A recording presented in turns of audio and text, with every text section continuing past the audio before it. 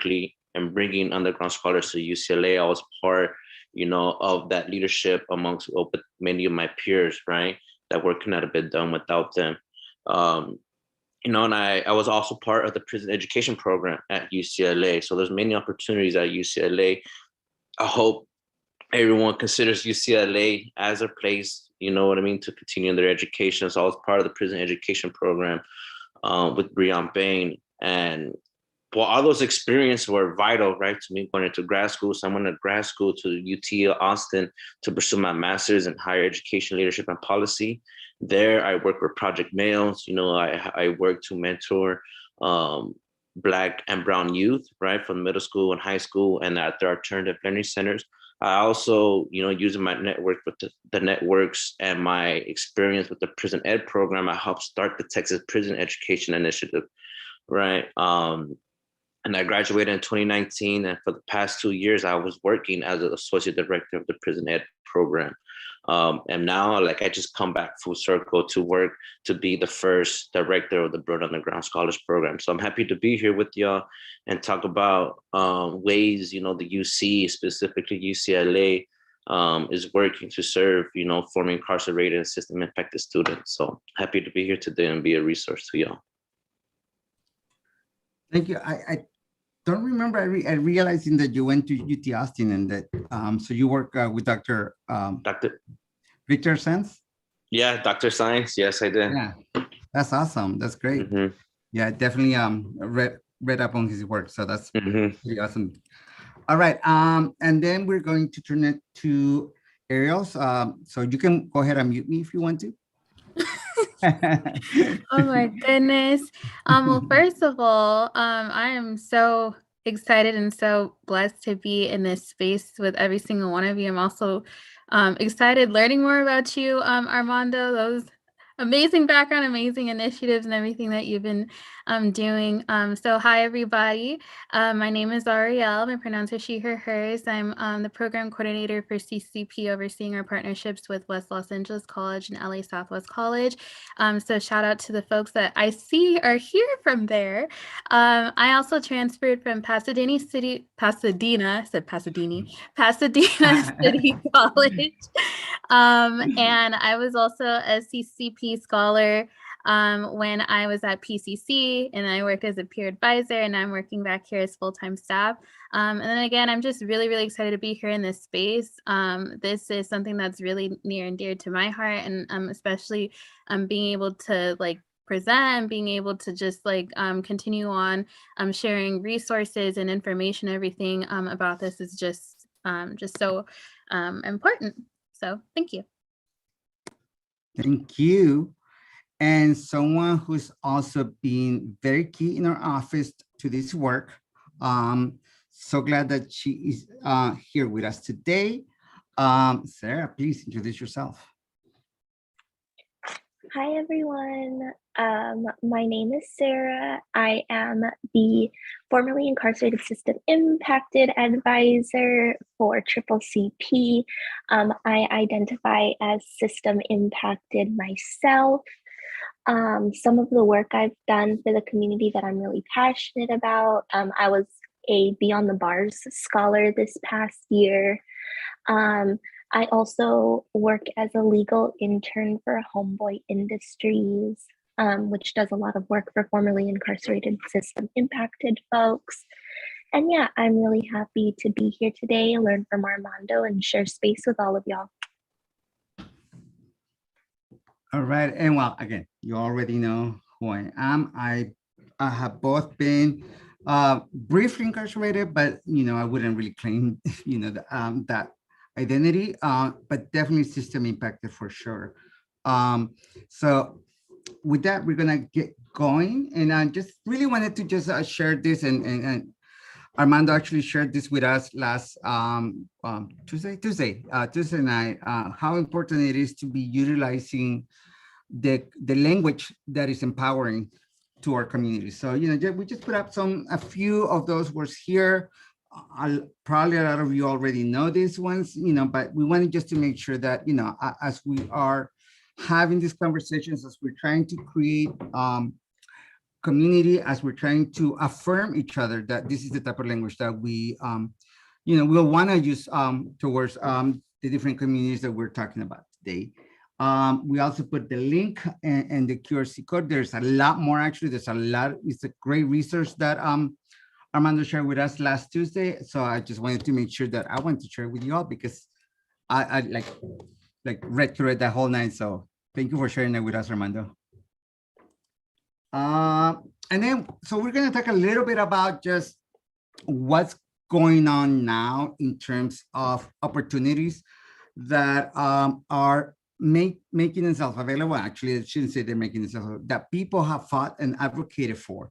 And that's the reality that, none of this is just given to us, right? We actually had to advocate. And again, as you heard Armando, creating and being a pioneer. I mean, being a pioneer, being the first director of the Bruin undergraduate scholars here at UCLA. So it takes initiative, it takes your voice to ensure that we continue to push forward. So because of that, before I talk about what things are coming up and what things have been taking place recently, I do want to acknowledge all the work that primarily formerly incarcerated students have done around the state to ensure that the communities that are impacted by the carceral system have opportunities, and that, again, because of the fact that there are not opportunities, generally speaking, for communities of color to begin with, right? And then for communities that have been incarcerated, oftentimes there is an additional burden as well. And yet they advocate, they continue to ensure that those who need to listen are listening. So I want to, definitely say, acknowledge all that work, because it doesn't just happen. It just, it doesn't fall out of the sky. It is actually people's work. All right. So just recently, last year, Governor Newsom signed into law and committing more money for what's called the Rising Scholars Program. So the Rising Scholars Program has been around for a while, but now is being given a little bit more funding so that they can expand the work that they're doing at community college. I believe that now there are 50 community colleges that are offering this program, which is almost getting to half of the community colleges in California. And definitely, if you go to the website, you'll be able to find all the different community colleges that have not only the Rising Scholars programs, but also student programs and all kinds of other different resources for the many communities that are impacted by the cultural system. And the other thing I just want to add about this is that, so although it's great that there's funding, but there's so much more that still need to be done. So just, we celebrate the additional funding, but we know that it's going to take a lot more, and we will continue to support that advocacy for more resources. I don't know if you, Armando or Ariel or Sarah, want to add anything to this new funding? Yeah, I would also add something. Thanks for this. And also I think it goes back to like 2016 or 2017 when California passed Prop 207. And I think that opened a lot of talk and conversation for what Gavin Newsom just signed, right? Also, in addition, there's been an MOU that was signed between CDCR and the chancellor of the California community colleges, right?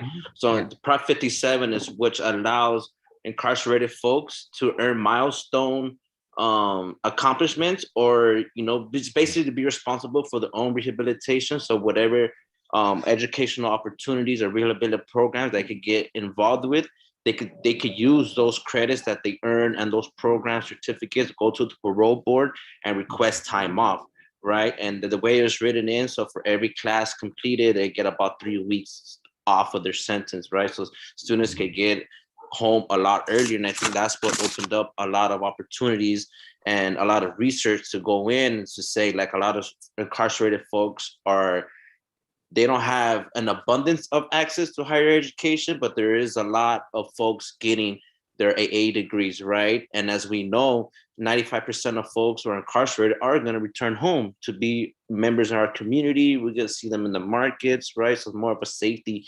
public safety manner, right? And I think Governor Newsom has been progressive in like offering these funds, right? And it's just a stepping stone, right? It's not an end all be all. Like Santi said, we're going to continue to advocate. There's a lot more needs to be done, but I just want to add it because I think Prop 57 that opened this gate, right, that allowed for like what we're seeing across the state of services being offered for formerly incarcerated students.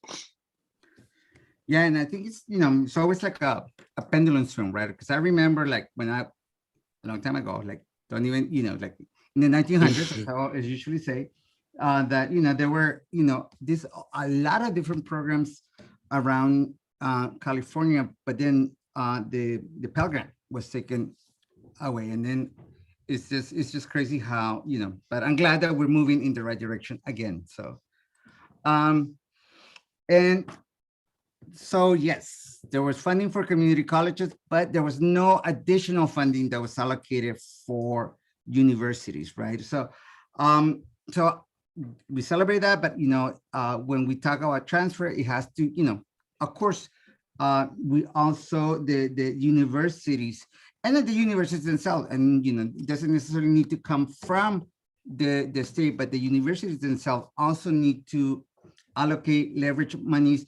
Since these students are coming into our universities, we want to make sure that we are providing all the right services for all students. And again, whether it's the state, whether it's the university, when a student enters that university, the university is making themselves responsible for the success of that student. And therefore, again, it is important that we continue to push for that. So can you talk a little bit about the office that you just started working recently and you're the first director for, and how that came about? Of course. Thanks, Santi. Yeah, so as I mentioned, right, the Bruin Underground Scholars Program started as a student organization, right, at Berkeley and at UCLA as well. And now the Underground Scholars Initiative, the student organization, is now at 9 UC campuses, and 4 have program dedicated staff that turn into programs, right? Berkeley, UCLA, UC Irvine just hired their first director, and Riverside is in the process of finalizing their hire. And I think Santa Barbara has like program coordinators and Davis, right? So they don't have a full-time director like the 4 schools UCs that I just mentioned. But all of this started for student advocacy, right?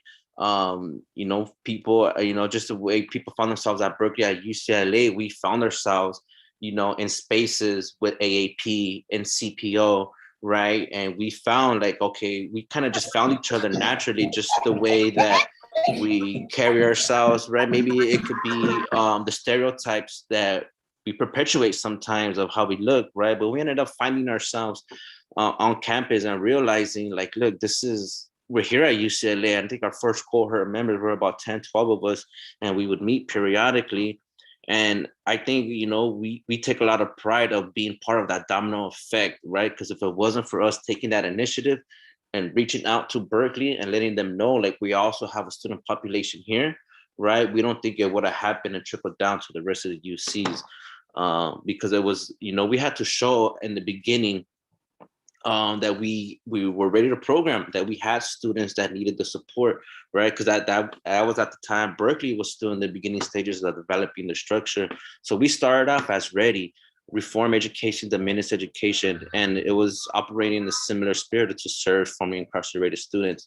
We put on our first event in 2017, where we did basically a transfer workshop, right, for just strictly for formerly incarcerated students. We were planning for 35 students max. That was being ambitious for us, right? But then we turned out we had about 75 students RSVP for the event. So I remember that we were scrambling. We were reaching out CCCP, CPO, the dining halls, because all of our programming, we just had to like double it, right? And that's what really set the ball in motion, right? Of letting Berkeley know that, okay, UCLA is ready for this. And as I transitioned to my graduate program, the program kept growing.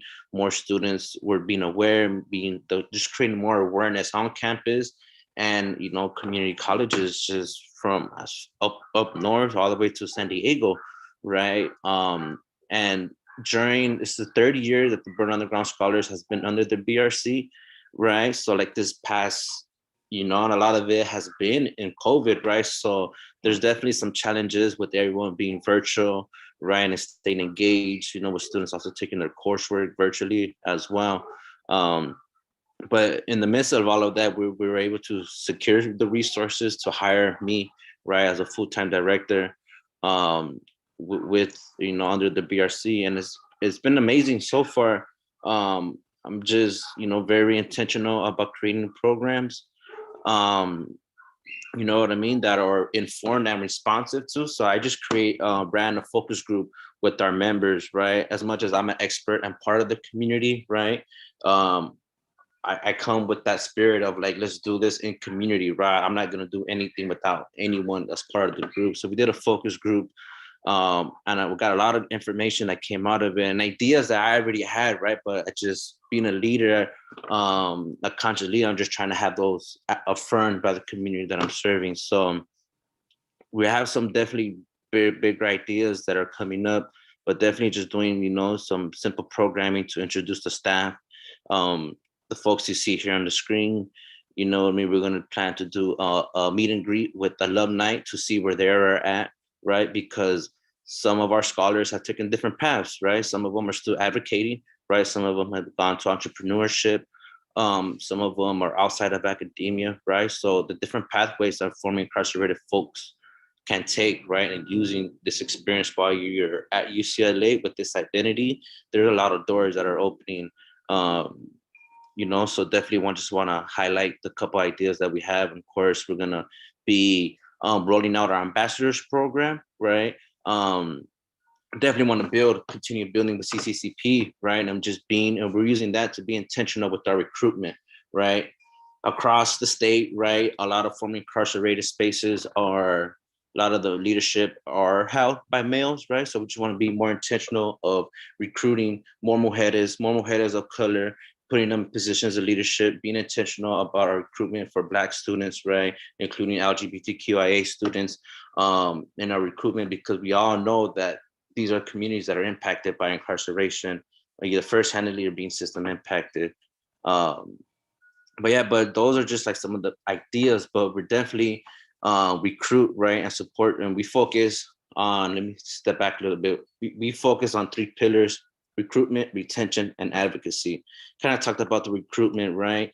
We want to recruit outside of community colleges, high schools, juvenile halls, right? Prisons and jails, right? We want to have our hands inside that recruitment, because those were the folks that we need to be aware that the space at UCLA exists for them, right? And we want to celebrate their identity and be a part of their success.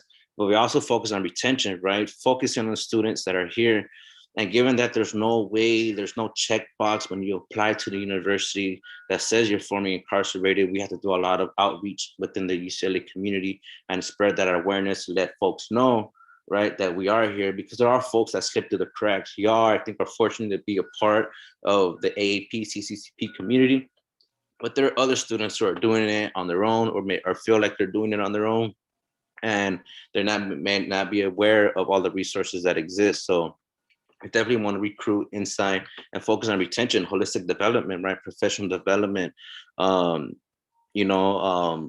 not only to be successful at UCLA, but beyond, putting you in contact, right? We had 4 students get accepted into research programs. We had 3 get into McNair, 1 into Mellon May. So we help students within that process as well, those research programs. While you're at UCLA, you're gonna hear you're at an R1 institution. So it's important to maximize and have that experience to doing research, right? And it's important, I think, even more so for formerly incarcerated students to produce that knowledge, right? To be authors of research briefs and journals, right? Not just to be participants in research, right? Because a lot of the time we are used for our experience, right? And the people who are authoring these books, these chapters that we read, they don't come with this lived experience, right? So we need folks who have this experience be the ones to change the narrative, right? In order to change the narrative, we got to change the narrator, right? So we're hoping to put our students in those positions, right, of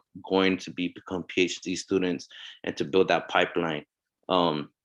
Again, also like for running retention professional development, soft skills of like learning, teaching folks, right, how to use technology, right, or interview skills, right, professionalism, how to code switch, right. I think a lot of us, we're judged because of our appearances, our mannerisms, right? But learning to use it and as assets, right? When we go into the professional fields. Then advocacy, I think at all levels, right? Coming from the legislator. And I think a lot of what's moving the needle in policy is people sharing their stories, using their voice, right? That they're empowered, they're at the forefront, right? And that's what's changing a lot of the policies, right? Is that advocacy, the formerly incarcerated folks leading the movements, being in the positions of leadership, right? But then we also do like self-advocacy, educational advocacy, right? Working with like housing to eliminate barriers for folks who are formerly incarcerated, right? Employment barriers, expungement clinics, right? I think the next step for us as a statewide, coalition is working with the federal, working at the federal level to eliminate a lot of our students, they become social workers. And a lot what we've seen, like a common trend, is that a lot of social workers, they're being denied their license because of their past drug convictions or their past incarceration, right? Which is not fair because these are the folks that we want to be social workers, right? So I think at the next level of advocacy is that, but there's a lot of student advocacy, no UCPD on campus, right? One of our members who's now at Harvard, like did his research study on UCPD and their interactions with folks of color, right? And he was part of the no campus. I'm chopping it up, but my apologies if anyone is a part of that. No cops on campus, right? That's just at the UCLA level, but at all levels, each institution, there's different levels of advocacy.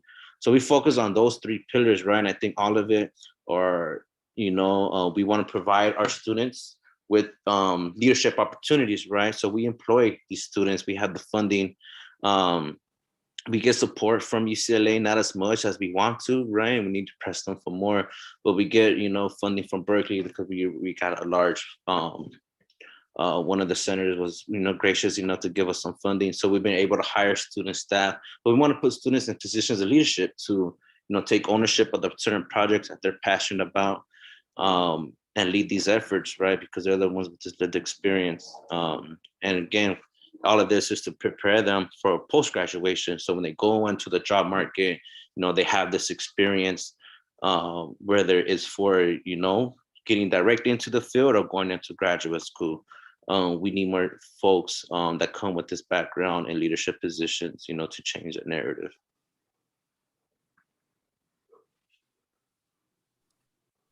Thank you, Armando. I just love hearing you. I mean, when you were interviewing, we got to, see his presentation, and I was like, oh yeah, he's got the job. All he had to say was something about decolonize. I don't remember exactly what he said, but I was like, okay, brother. It's definitely the experience being around, AAP, right? That's where I spent a lot of my time, right? Being a McNair scholar, CCCP, right? Being around folks that were like, wow, the way they use the language, right? The way they think about, that changed my mindset, and being a beginner scholar, we do a lot of presentations, right? So I got used to it, but all of it was it's been a part of my success at UCLA, and I owe it to like all the folks who've been in the corner, mentors, and everyone. Well, thank you. I mean, definitely, like I said, I love hearing you. So let's see what else we're gonna talk about. Okay, so I'm gonna ask Ariel, this is your part, right? All right. So you can mute me again. Oh, with pleasure. Yes, so I'm going to talk about community colleges and their role in supporting incarcerated students and formerly incarcerated students and the different entries, like highlighting 2 different entry points, and also programs that are available within prisons, and then also talk a little bit more about the Rising Scholars programs. I know Santi had talked briefly about it, so yeah. We could go to the next slide. I was like, why is she not moving this? Thank you. Forgot.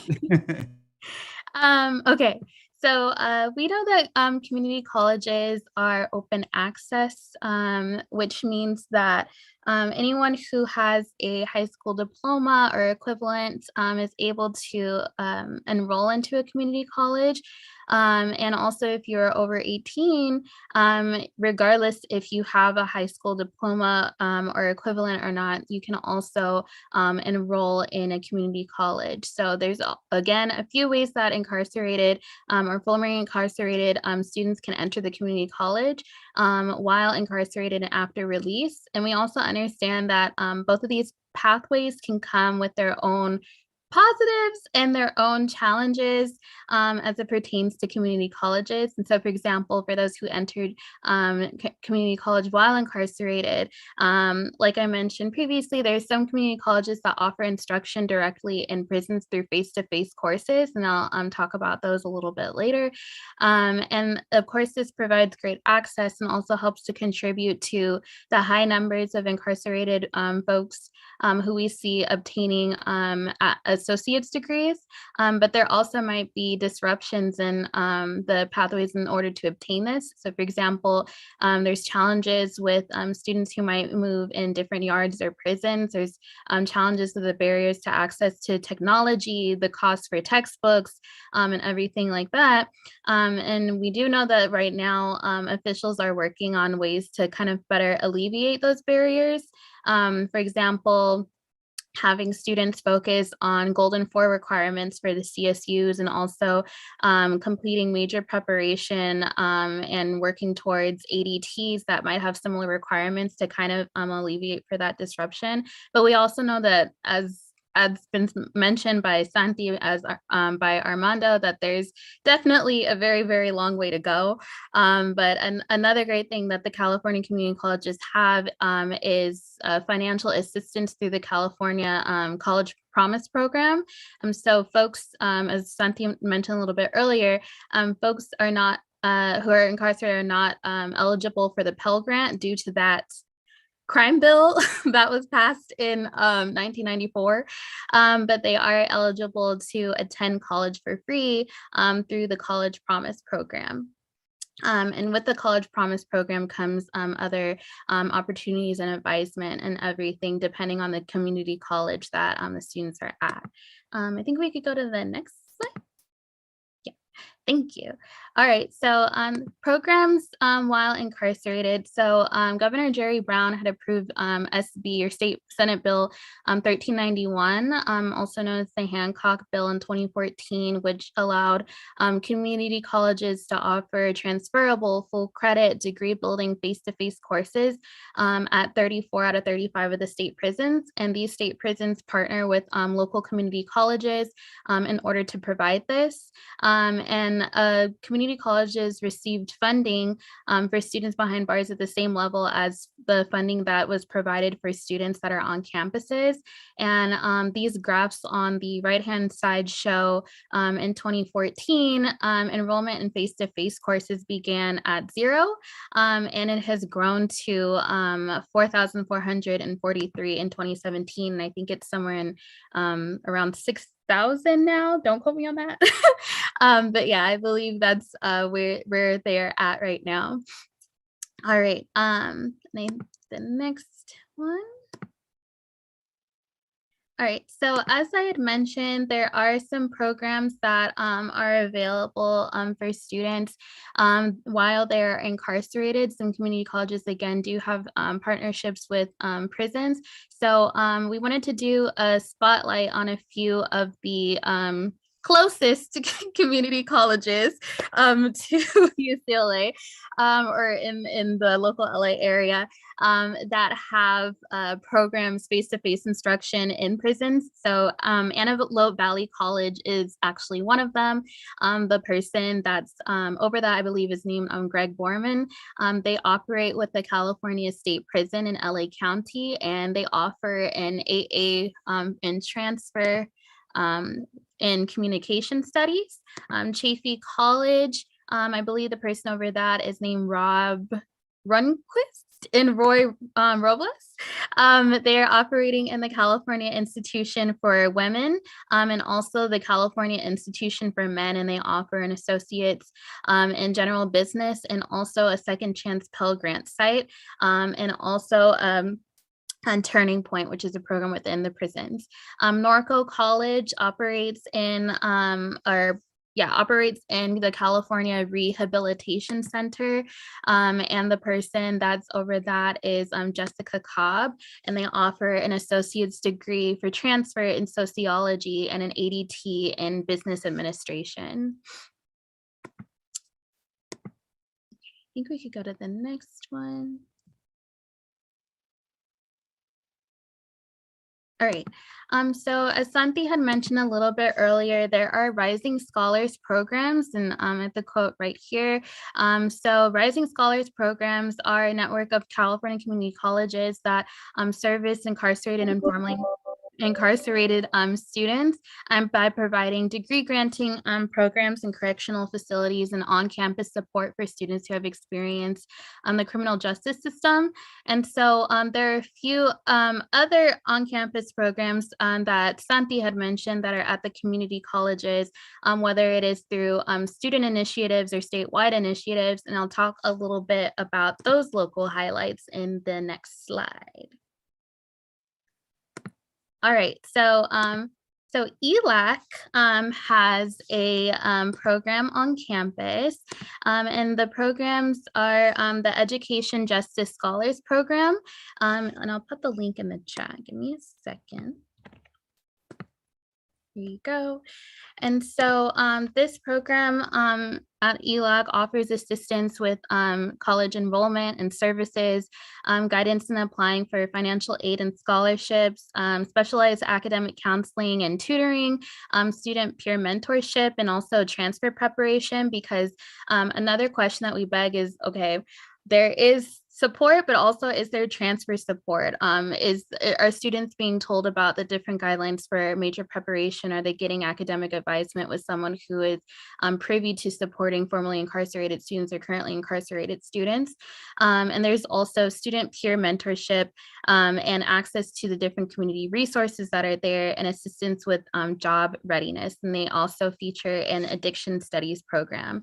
LA City College also has the High Risers Club, which is student run, and it's part of their associated student government. I'm going to put the link in the chat right now. And they also have Break It to Make It, which is another support program that is at LA City. LA Mission College has their College Culture Reentry Hub. Let me put that link in the chat. And LA Trade Tech has a reentry pathway program as well. All right, I think we can go to the next slide. All right. And then we also have support that is over at Pasadena City College. So at PCC, they have what is called CORE, or Community Overcoming Recidivism Through Education. Let me put that in the chat. And this is an overarching program. And a part of CORE, they work closely with PCC's FIRST, which is their formerly incarcerated radical scholars team. It's a student run club. Let me put that there. Got lots of resources. And then also at West LA College on campus, they have a re-entry success pathway program, and that's through their career connections program. So when you're navigating that website, if you go to this website, you just would need to connect with West LA CCPD in order to get some information on that. El Camino College also has academic counseling and assistance with registration and enrollment, welding, parenting, and small business training courses, expungement services via their community contact, and peer mentorship from other program students.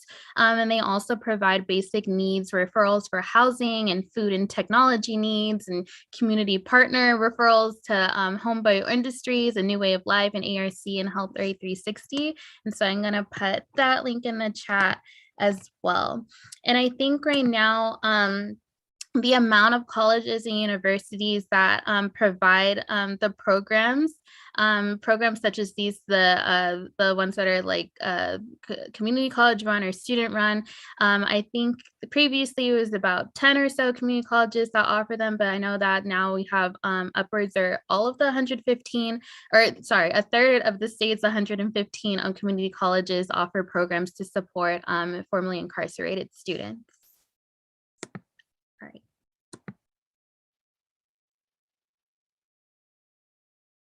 Okay.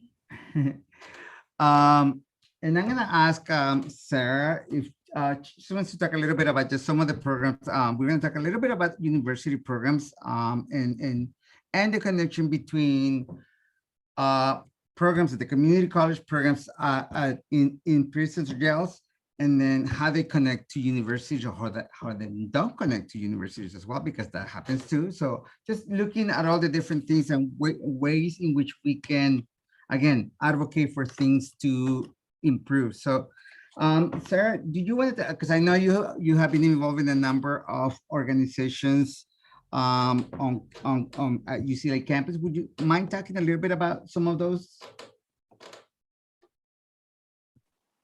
Sure.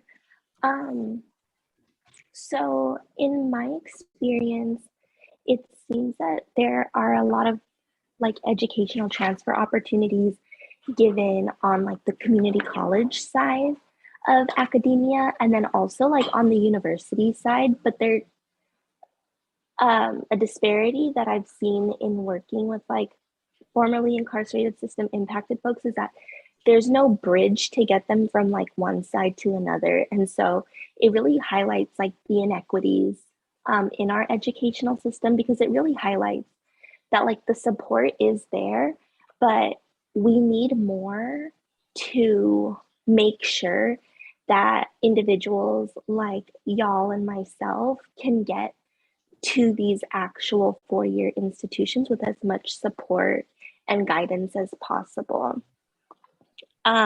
In witnessing the disparities, like in the educational system, I would urge y'all to really advocate for, you know, government funding, even at your own community college, you know, starting some sort of resource program.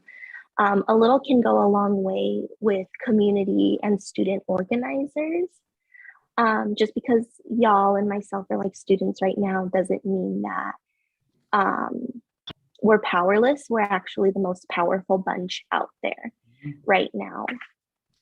And so if you don't have these resources at your community college, reach out to someone, see what y'all can do to get help. Also, with the underground scholars, their work doesn't just really start at UCLA. I've seen like a lot of community college students come in, and as Armando said, like they've held transfer workshops they're really doing what they can to get that support. And like that support doesn't end on like a structural academia base. So for example, one of my TAs for a class is actually an underground scholar. She came from Berkeley to UCLA actually, and provided so much support for me in class, not only academically, but emotionally too. And she became an actual like very good friend. Yeah, Raven actually. I love Raven. But yeah, just going back to the main point, if the resources aren't in front of you, there are other communities and other areas that'll take you in. So reach out for the support. And if not, Triple CP is here to help provide that support to you as much as possible. Thank you so much, Sarah, for sharing a little bit of that. Again, I think at the two public institutions, the programs, as you heard from Armando, are CSU Project Rebound, you see Underground Scholars, and they're a little they work a little different than the way that the Rising Scholars Network works, right? So it's a little bit less, like you don't necessarily will find, well, actually for the CSU, I do have to say, there is a website that has like a hub, I guess, for the different programs throughout the Cal States.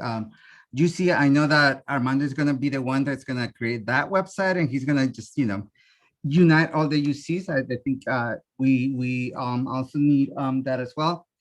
And then, of course, my question was like, what are the privates, right? Because, they do, even though they're privates, they're nonprofit privates, and some of them do have a program, so which is great.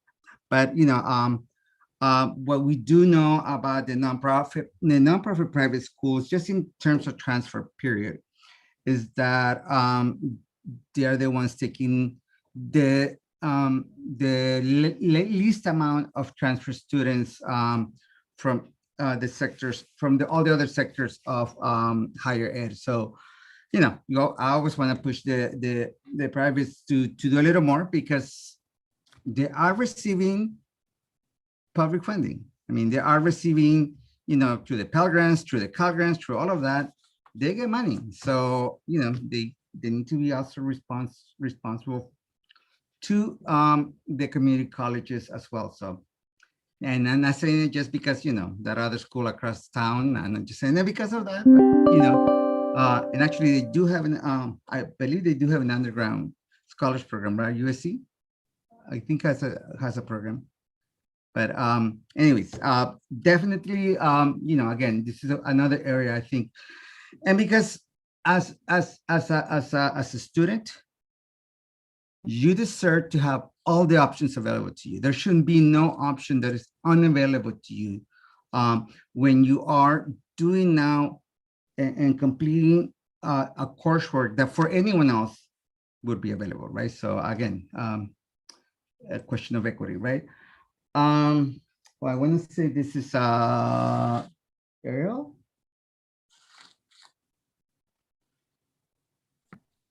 Yeah, I can take this one. I'll drop more links right now.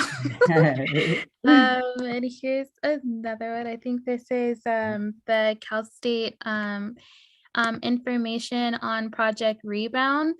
So I know we've been mentioning it a lot, but just to give you a little bit more background on Project Rebound, John Irwin was the person who actually started Project Rebound, and it was to help support folks from San Francisco State University to matriculate from the criminal justice system, and also to help achieve bachelor's degrees. And so it's the Project Rebound is now in, I think, 14 of the community colleges. I think that's on the next slide, actually. 14 of the community colleges, it's state and grant funded, and everything. And for the students that are in the program, they have a 0% recidivism rate. And I think on their website, it also mentions that 87% of graduates have received full-time employment or admission to postgraduate programs. And so you kind of see this here on the graphics. And so for the Project Rebound students in fall of 2018, 89.8% were a part of the entering cohort and 93.7% were in spring 2019 in comparison to 84.3% of the CSU students as it relates to retention.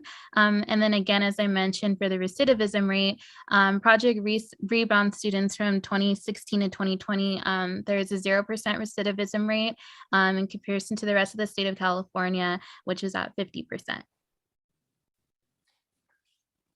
Yeah, so education works.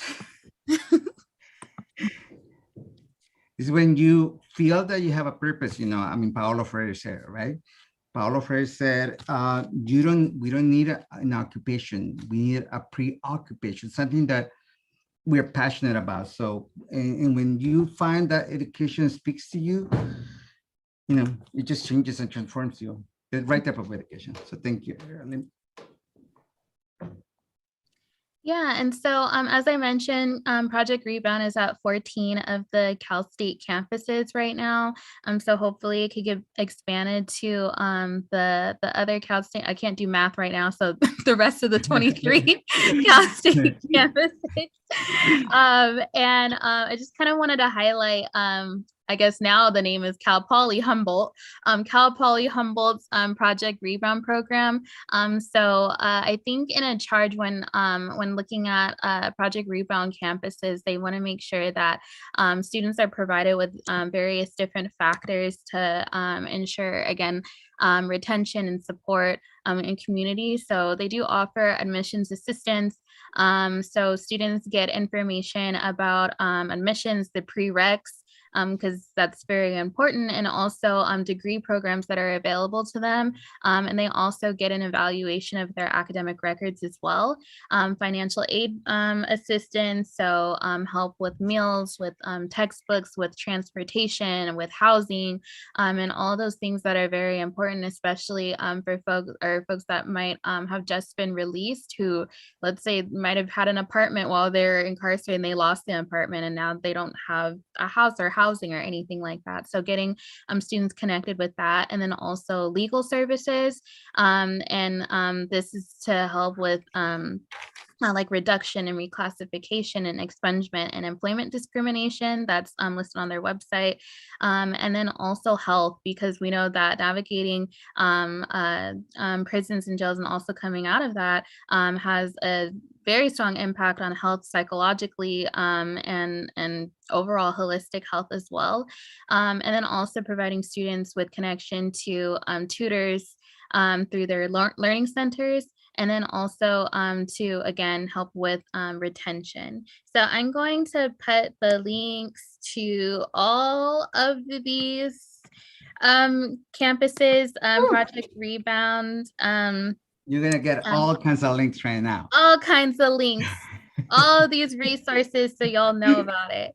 So I just that's why I knew when I met this young woman at Pasadena City College, and she brought me her it was the statement, right? It wasn't the PIQs at that point, was it? Or was it the PIQs? I can't remember. Yeah, it's the PIQ. I was like, okay, I need your PIQs to use as sample for everyone else at Pasadena City College. So yeah, you're on fire right now. So go ahead. Thank you. And actually, Armando pretty much covered the UC Underground Scholars Initiative in like a beautiful way, so I can even do this much justice. That was the oral history right there. I mean, that was like witness, like, you know, like you're definitely talking about, you know, the first, what do they call it in, I can't even remember, in research, the original source. Yes, the original source. Yeah. Did you want me to talk about this too, Santi? I know I put it. Yeah, if you don't mind. Okay. I you know, I can talk all day long. People need to hear someone else. All right. So, oh my gosh, my computer is getting glitchy. I have to stop my video. I'm sorry, y'all. Okay, so we also wanted to provide y'all with some information about some bachelor's degree initiatives that some of the campuses have right now for folks within prisons. And I And think Ariel, just definitely talk about the Castle pizza, and we're gonna let Armando because he was also a witness to the that's where he was right before being in the position he's not. So yes. Okay, definitely. But yeah, so this is really important because as I believe Armando mentioned earlier, we've seen high rates of incarcerated folks obtaining associate's degrees, but when it comes to bachelor's degrees, it's overwhelmingly lower rates. And so there are these campuses that are helping to kind of alleviate that. So Santi, if you could go to the next slide, just because it has the link on it. So CSULA has a prison education program or a prison BA graduation initiative. And let me put this link in the chat. And so they're the first public university in California to actually offer an in-person bachelor's degree program. And so through this, the students can complete a bachelor's degree, and they can also take the transferable courses that are located on site. They earn a communication studies bachelor's degree, and there's 2 courses that they take during the summer. And then if students are released prior to completing their degree, they automatically get enrolled at Cal State LA, and they can continue their education on campus at Cal State LA. So that's a very awesome initiative that CSULA is doing, especially since it's one of our local colleges and within the CSU system. So the next one, I'm gonna hand it over to Armando to talk about. Yes, thank you, Ariel. So yeah, actually, we were in competition with Cal State LA for we were the runner up for, you know, when it came to the final decision of who was going to be given the funding and support for the BA program, and Cal State LA beat us, right? And then I also say too, UCI just launched their BA program, right? And we helped the prison ed program at UCLA help structure their program, but the only difference is that they were able to get the support from the institution, from UCI's leadership to get that funding and support, but they haven't offered a course inside a prison yet. On the contrary, UCLA, the prison ed program, has ran about 16 different courses at local juvenile halls in Barry J. North and Sylmar. CCTRP, that's a community custody to community reentry program in Santa Fe Springs, and offered courses now at Victorville Federal Prison. And so, yeah, I just wanted to mention that, right? So there are, you know, stuff happening in different colleges. UCLA hasn't finalized their bachelor's degree program yet. It's in its final stages, right? But one of the things that we were telling leadership is, if we don't lead this, we're gonna have to follow, right? And because we're UCLA is concerned about maintaining their prestige, right? Now we're going to be following UCI's footsteps and Cal State as LA's, right? But it's another way that we need to hold the institution accountable and making sure they're at the forefront and leading these efforts, especially when there's student and faculty advocacy happening, right? But the UCLA PET program, you know, and it's started and it's BA vision, right? Because this first course, pilot course that was offered was at the CIW, California Institute for Women. And several women there have multiple AA degrees, right? Some women had 4 or 5 AA degrees. That was because that was the only thing that was provided for them. There wasn't the next step of getting the bachelor's degree. So there was over like 100 letters that were written to UCLA chancellor faculties, right, of the women saying that they want a bachelor's degree program. So ever since then, the PET program at UCLA has been on a mission to establish a BA program. At first, we started with little steps, and at first it was getting its just a study certificate.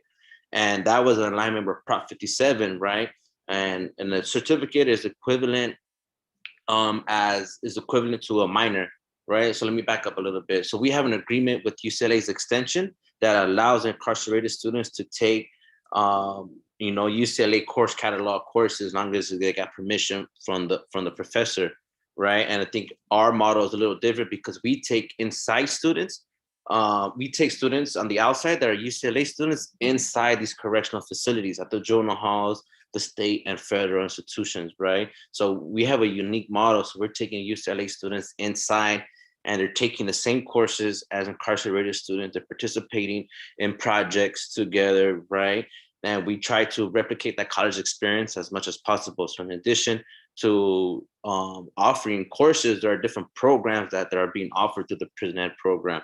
One being like the Oral History Project, a decolonial way of collecting oral histories, right? There's this legislative advocacy where they get to create proposals and the UCLA students get to go and advocate on those proposals, right? At the local, county and state legislators, right? Then there's also the abolition curriculum, where a lot of conversations around decolonization, decarceration, abolition, reproductive rights are happening in collaboration and with the incarcerated folks. So there are many programs that are being offered and try to replicate that college experience. So there's over like 15 courses that have been offered, right? But there's over a list of 100 courses that UCLA faculty have offered to teach, right? And the way the classes are chosen is through focus groups, right? We go in to each of the facilities, conduct focus groups, present them with the menu of options of our different courses, programs, workshops, speakers, and then everything, just so that everything's informed and responsive to the incarcerated students. We're not going in and say, you need sociology 101, right? No, we have courses, that are very intersectional with the arts, and different, I was gonna say chapters, but just in different disciplines, right? So everything is very responsive and informed by the by incarcerated students. And as Sarah mentioned, right, we also have Beyond the Bars conference, which is a program, a conference that's put on by formerly incarcerated students. And a lot of the time we just want to incorporate the voices of incarcerated folks as well. So yeah, that's the Prison Ed program. And then again, like after we developed the Justice Studies certificate, we're in the process of developing a minor, but we decided to skip the minor. Why not just a BA, right? So we've had lots of conversations. Our last conversation was with Chancellor Jean, and he was in support of our efforts, right? But that is a larger conversation that he needed to have with his colleagues, right? Of getting that off. But then again, we had support from several academic chairs across campus, the academic senate, from different deans on campus, different chairs, right? So I believe that UCLA is one step closer of getting the BA program. And we've had talk with folks from counselors, CCCP, and ways that they could support. Once folks are inside, this is what we could do. This is how we're going to support, looking at transcripts, right? Counseling, all of that, right? Everything that's available for students on the outside in community college, we want to make that available for students and accessible for students on the inside. So I believe we're a step closer, right? I'm glad to be in community with them, because having this partnership with CCCP, Bruin Underground Scholars, and the Prison Ed program, there's just a natural fit, right? And I say this, right, because I think UCLA has a larger responsibility, given that LA is ground zero for the carceral state. You know what I mean? California has the biggest carceral system. LA, has one of the biggest incarceration populations, right? And UCLA, in conjunction to that, UCLA has the number one applied to university. So I believe UCLA has a direct responsibility, and leading the movement in decarceration, and justice. But are we there yet? No, but we are pressing the university to, to be more responsive, culturally responsive, right, to the larger community issues. Definitely, and it's just exciting to hear all this stuff that is happening. I mean, and to know that we're just scratching the surface at this point, that there's still more to come, that there's still more to, even though, we're not necessarily getting to the root of the problem, like, abolitionists and reformists and, decolonizers will argue, we are definitely empowering those who can make those changes down the road. So it's so amazing. It just makes me happy. Oh, I want to give a shout out to my brother, Andrew Emosi. Ariel, Yeah. do you want to talk about this? Yeah, okay. Sure. Yeah, so the last thing we wanted to feature is to talk a little bit more about private colleges. And as Santi mentioned, we definitely think that private colleges should be doing some more to support incarcerated students. But in California, Pitzer College, and Pitzer is part of the Claremont colleges, which is like Claremont McKenna, Harvey Mudd, Pomona Scripps. Pitzer works together with Norco College in Norco, and then also the California Rehabilitation Center in order to put together the Inside Out curriculum, which is their pathway to a BA. And I keep saying BA. I'm so sorry. I'm like being a true academic right now with jargon and not even defining it. The Bachelor's of Arts degree for incarcerated folks. And so this means that they are working with students that are inside incarcerated students and the outside college students who take their college courses at the same time. They're in the same room, the same courses, the same classes with the same professors and everything. And they take courses that might be sociology classes, chemistry classes, and for the students that are incarcerated, this is free. And yeah, so prior to the pandemic, and again, this is from their site, prior to the pandemic, they would bring the professors and also the students to the prisons in order to be right there on the ground with the students that were in the prisons. So I'll put the article from Inside Higher Ed about the Inside Out program from Pitzer, but that's just, again, another example of a private college that is doing the groundwork to kind of help alleviate BA obtainment for incarcerated students.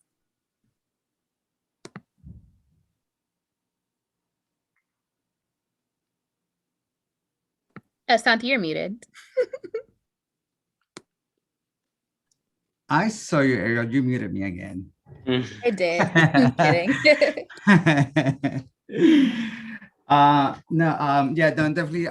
We wanted to talk also a little bit just about, just the fact that transferring itself for anyone can be a daunting task, right? So, nationally, these are, these are the national numbers up to this point, is that even though 80% of students who enter a community college enter with the goal of transferring, after 6 years, only 33% of the students have transferred, and only 14% of the students actually obtain a bachelor's degree. So, in the sense, obviously, that's where we do the work at CCCP that we do. I mean, this, it is unconscionable that, those are the numbers, when the aspirations of folks going into an educational institution, and in no way I'm blaming the community colleges, and it's definitely, it's a larger issue in terms of like why this happens, right? But, and then when we think about how even though there's this increasing number of programs throughout prisons, they're also limited too, right? They're not going to offer, the whole spectrum of, majors and courses and what have you. So, the student, and I think, I'm not sure if it was Armando or someone mentioned that someone taking like multiple associate degrees, right? Because there's nothing else to complete at that point, right? So that can also be, of course, can create a hindrance. We know that accumulation of units can also create problems down the road in terms of financial aid. And then so great that, definitely the MOU that you were mentioning, I think that was definitely step in the right direction, that we wanted to make sure that whatever courses that were being offered were going to be course granting, degree granting courses, right? So that the students were not taking these courses that were not going to count, right? However, the focus is on ADT and on the Golden Four in a majority of the MOUs, which gives the impression that your only option would, because these are the requirements for the Cal States, can give the impression that this is only for Cal States, right? And we already know, and there's nothing, and don't hear Cal States are not great. They are great. They're great institutions. But when you're only tracking certain populations into one type of institution, that's where I think, again, it can be a challenge, because we want to be able to offer whatever options whether it's in the public or in the nonprofit. I definitely would say not the for-profit or campuses. And so again, just being able to understand that, and this may be something that the UCs need to do, right? The UCs may need to get with the program in the sense of, what can we do that will also put the words you see in this memorandums as well, right? So the other part is that a lot of times, students who begin programs while incarcerated don't necessarily complete those programs for a variety of reasons, for many reasons. So what kind of safety nets can we provide to the students that start a program so they can complete it, right? Because we want to make sure, and unfortunately, as far as I was able to find out, not much data is kept in terms of so we know a student who was taking courses, didn't complete a course, but after they leave, the data is not necessarily being matched to see if the student actually went to a community college, completed those courses, or what have you, right?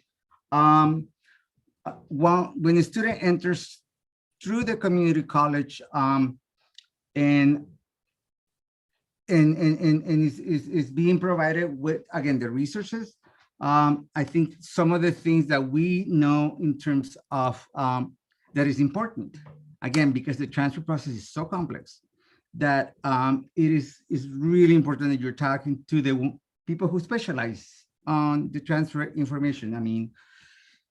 I'm pretty certain that there's, stories here in this very Zoom room that, there was a counselor, there was a person, there was a faculty member who told you this is what you're supposed to do and gave you the wrong information, right? And that may have meant, an extra extra semester at your community college.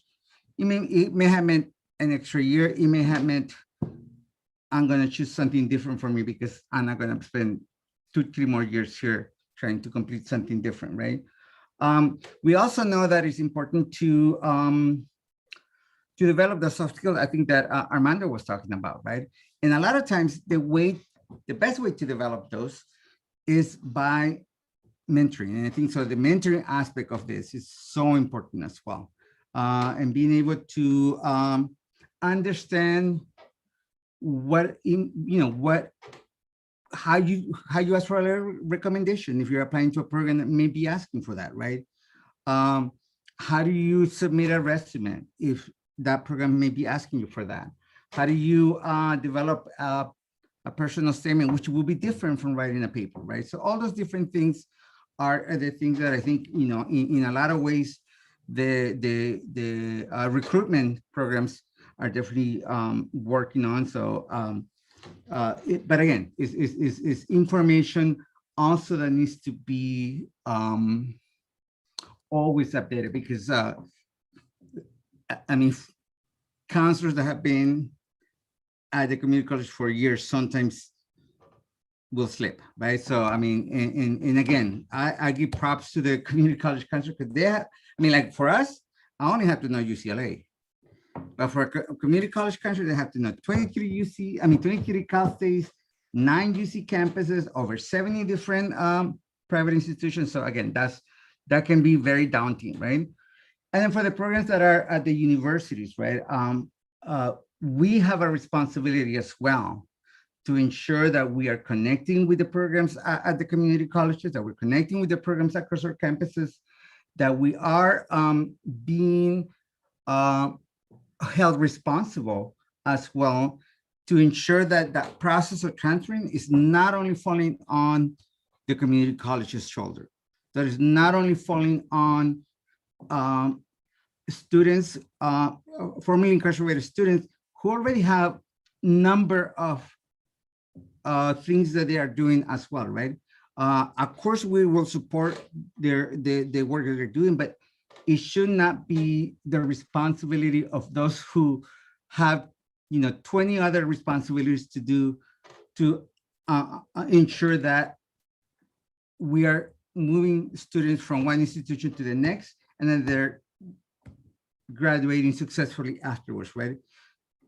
That responsibility needs to be a shared responsibility in the community colleges, the universities, and of course, all the stakeholders in between. So, this is where I think, a lot of work we will still need to continue to do. But I am glad that there's work to be done. And I'm glad that, there are folks that are enthusiastically jumping into this work. So if any of you is interested, in this kind of work, we're looking for you. And then lastly, just, what's next, and I think for us, for myself, and this would be a very much in terms of some of the things that, I, at night when I'm finished reading a book, I'm like, these are some things that we still need to kind of work on, right? And so for me, it's like, what kind of services are we providing system impacted folks, right? Are there services that we need to provide prior to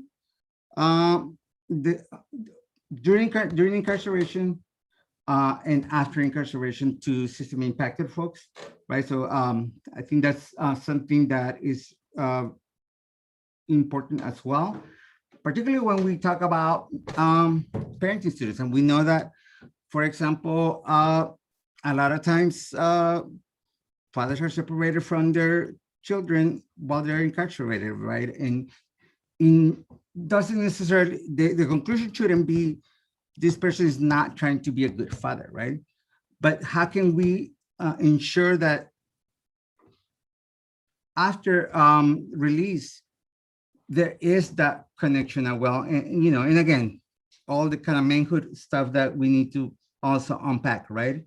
Of course, we need to look at all the incarcerated communities for many different type of reasons, right? So of course, women and non-binary, and I'm glad that Armando shared with us this great website. I don't know if you have the link for that, Armando, if you can drop it for the program that women for women that you shared with us. So glad that I saw that as well. And as Armando mentioned as well, just queer and trans communities, we know that queer communities begin to be criminalized early on for many different reasons, pushed out from the K-12 system because of safety reasons. And then we also know for our trans communities, how often they are pushed into different roles that put them not only their lives in danger, but also criminalizes them as well. And of course, then we gotta look at the intersections of the folks that are being incarcerated. We know there's foster youth, of course, undocumented folks as well.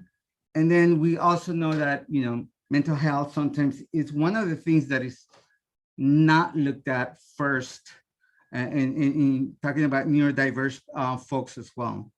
And then being able to provide the holistic services, right? I mean, and I've listed a whole bunch in here, but I think, definitely being able to restore the humanity that was stolen during that process. I think that's the other part. I think that for me, I think it's truly important that we look at all these different ways in which we through the incarceration process, we were taking away so many, besides our freedoms, there's so many other things that are taken away as well. And I think educational settings are the best places where we can begin to unpack a lot of these different things and find ways, find the research, find the practices that are going to help us in becoming that better version of ourselves. And, again, that's my soapbox. At this point, we'll take any questions. I want to say again, thank you to Armando, just for all the work that you've been doing. Sarah, thank you so much for the work that you're doing as well. And Ariel, I don't know what to say anymore. Just like, you always amaze me.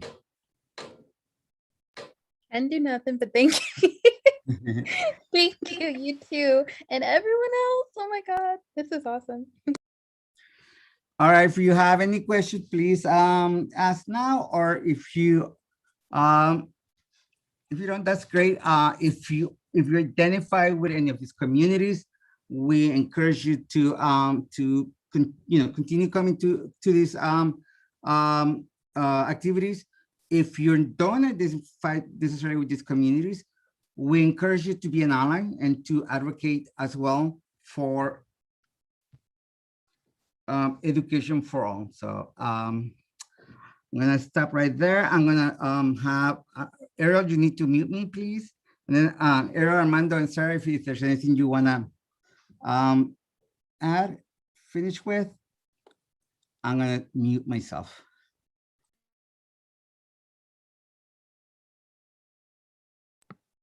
I put it in the chat, but I just had like 2 book recommendations. I love books and everything. Yeah, so I recommend if y'all ever want to read or learn a little bit more about like the prison industrial complex and also about the communities that Santi had mentioned. Border and Rule is a good book, and then also Captive Genders, Trans Embodiment, and the Prison Industrial Complex are great reads. And I just want to say thank y'all for joining us and for being here with us and being in community with us. We hope that you feel supported if you also do identify with this community. We are here to lead with love and make sure that you